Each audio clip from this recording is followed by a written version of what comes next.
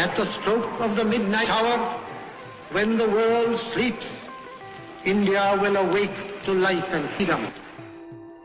The new state of India was grappling through a lot of newness after independence, but there was one comforting presence. With so many states and people holding on to the unification of souls, there was one thing that was our own, and that was food. The entire map of India could be traced according to the palate. You could tell Kashmir from Gujarat, from Bengal to Karnataka just by the exquisite difference in the food. Since then till now, India's love for food needs no introduction. And one such unanimous love affair that is surely worth a mention this Independence Day is India's obsession with kheer.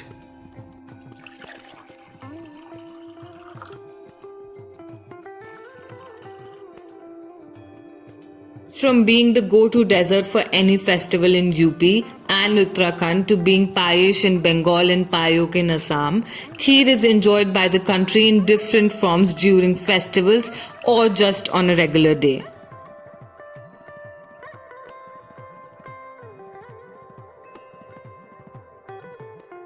The seemingly simple delicacy may appear to be just as one of the desserts from our country, but it has played its own role in binding the country together.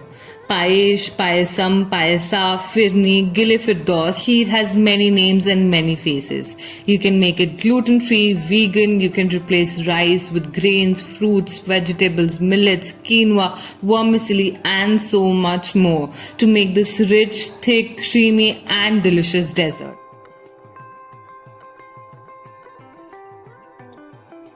It's more like a happy dance of milk and rice, both twirling and swirling on the flames for half an hour, thickening and getting glossier by the minute.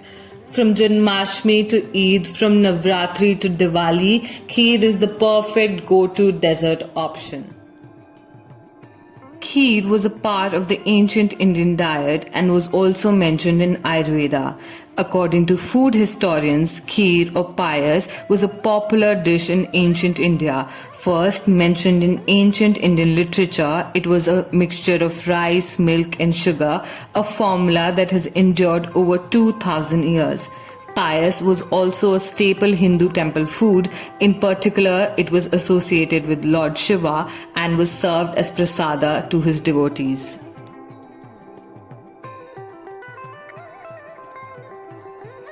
Kheer may have evolved over the years, springing from the simple preparation of milk, rice and sugar to a complex preparation with several ingredients and fusion elements. Yet kheer holds its charm and the taste of the old world style, never leaving its roots that played the building blocks in bringing about the various cultures under one roof and one name, that is India.